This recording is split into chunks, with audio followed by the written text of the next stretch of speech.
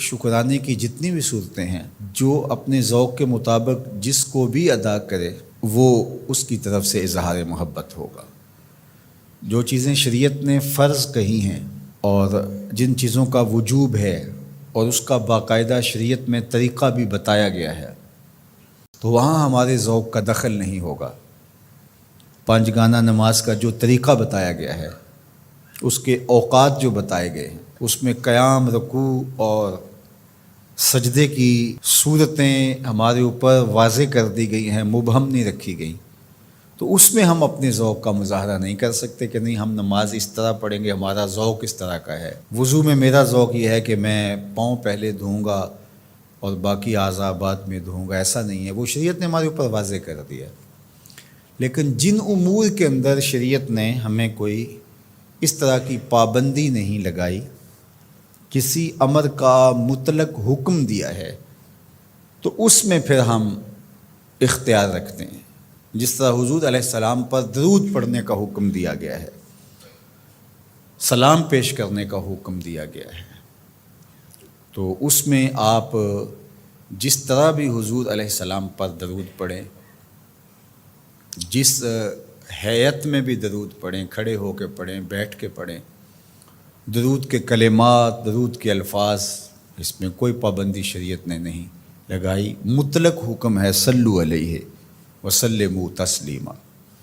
درود پڑھو اور سلام پڑھو اور خوب پڑھو، صبح پڑھو، شام پڑھو، دوپہر پڑھو، پچھلے پہر اٹھ کے پڑھو، رات کی تنہائیوں میں، دن کے اجالوں میں، کوئی پابندی نہیں لگائی گئی۔ اب یہاں آپ کو اختیار ملتا ہے، پھر ہر شخص کا اپنا ذوق ہے۔ کوئی تنہائی میں بیٹھ کے درود پڑھتا ہے اور کوئی اجتماعی طور پہ درود پڑھتا ہے، کوئی بچوں میں بیٹھ کے درود کی مجلس سجا لیتا ہے، تو یہ آپ کا اختیار ہے۔ اسی طرح فَلْيَفْرَحُوا کہ خوشی کا اظہار کرو، تو اس میں آپ کا اختیار ہے۔ آپ 12 ربیع الاول کے دن صدقہ و خیرات کیے جا رہے ہیں،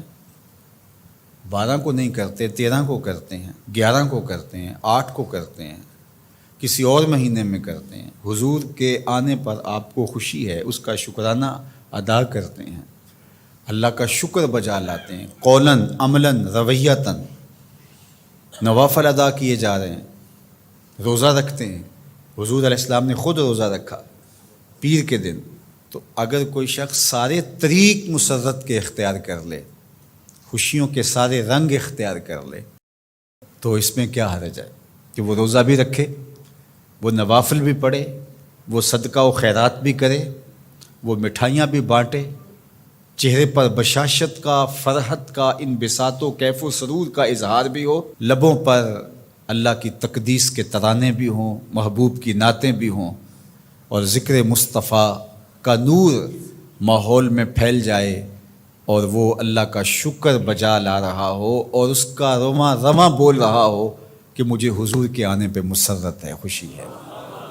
تو یہ سارے طریق بھی اختیار کیے جا سکتے۔ ہر شخص کی اپنی کیفیت ہے۔ میں نے کہا اس پہ خام خواہ اتنی ضد بھی نہیں کرنی چاہیے کہ جو میرا ذوق ہے ہر شخص کو ذوق کے مطابق ہی آنا پڑے گا، یہ نہیں ہے۔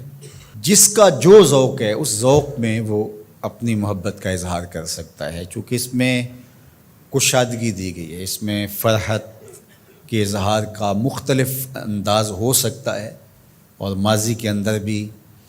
ایسا ہوتا رہا ہے، مختلف بزرگوں نے مختلف طریقے اختیار کیے۔ یہ جو محفل میلاد کا انداز ہے، یہ فرحت کا اظہار بھی ہے اور تبلیغ کا ذریعہ بھی ہے۔ علماء نے اس کو اس لیے زیادہ تر اختیار کیا کہ اس سے ساری چیزیں تقریباً اس میں جمع ہو رہی ہوتی ہیں۔ آپ مسجد میں نماز پڑھتے ہیں، پھر شکرانے کے نوافل ادا کرتے ہیں،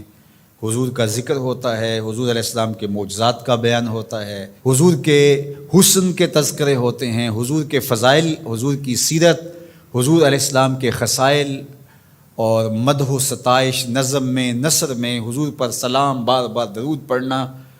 اور حضور کے لائے ہوئے دین کی اہمیت لوگوں کے سامنے رکھنا اور دین کو اختیار کرنے کی تلقین کرنا، یہ سب کچھ محفل میلاد میں ہوتا ہے۔ بعد میں پھر مٹھائیاں، تبرک، یا شروع میں کھانا یا بعد میں کھانا، وہ بھی شامل ہو جاتا ہے۔ تو یہ ساری خوشیوں کا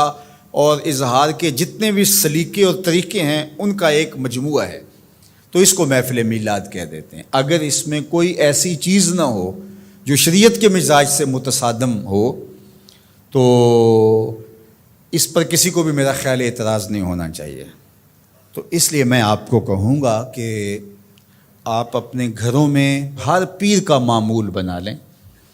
پیر کو روزہ رکھیں، بچوں کو بھی روزہ رکھوائیں۔ جو شوگر کے مریض ہیں میں ان کو زور نہیں دیتا، باقی جن سے ممکن ہو تو وہ ضرور پیر کا روزہ رکھیں، آپ اس سے صحت بھی پائیں گے۔ آج بھی مدینہ المنورہ میں لوگ کثرت کے ساتھ پیر شریف کا روزہ رکھتے ہیں، یہ معمول بنا لیں۔ اور افطار کے وقت جو آپ دسترخوان بچھائیں اس میں اپنے بچوں کو بھی اپنے ساتھ بٹھائیں اور حضور علیہ السلام پر درود پڑھیں، حضور کی سیرت کا کوئی ایک واقعہ سنا دیں، حضور کا کوئی ایک معجزہ ان کے سامنے رکھ دیں، آقا کریم علیہ الصلاۃ والسلام کے حسن کا قصیدہ ان کے سامنے پڑھ دیں، کسی عضو بدن کی خوبصورتی اور شمائل کا تذکرہ ان کے سامنے رکھیں، اور پھر نتیجہ آپ دیکھنا۔ اس کے بعد دعا کر کے افطار کر لیں، کھانا کھا لیں، اور یہ صرف 8 دن کے بعد آپ کریں۔ 8 دن میں 2 مرتبہ کر سکیں، جمعے اور پیر 2 دن کر سکے تو اور اچھا، نہیں تو 1 دن کم از کم یہ مقرر کر دیں۔ اگر کسی وجہ سے آپ پیر کے دن نہیں کر سکتے، کوئی اور دن مقرر کر دیں، یہ سارے اللہ کے دن ہیں، تو آپ دیکھیں گے کہ اس کے اثرات آپ کی نسل کے اندر مزید اچھی ویڈیوز کے لیے چینل کو لائک، شیئر اور سبسکرائب کریں۔ شکریہ۔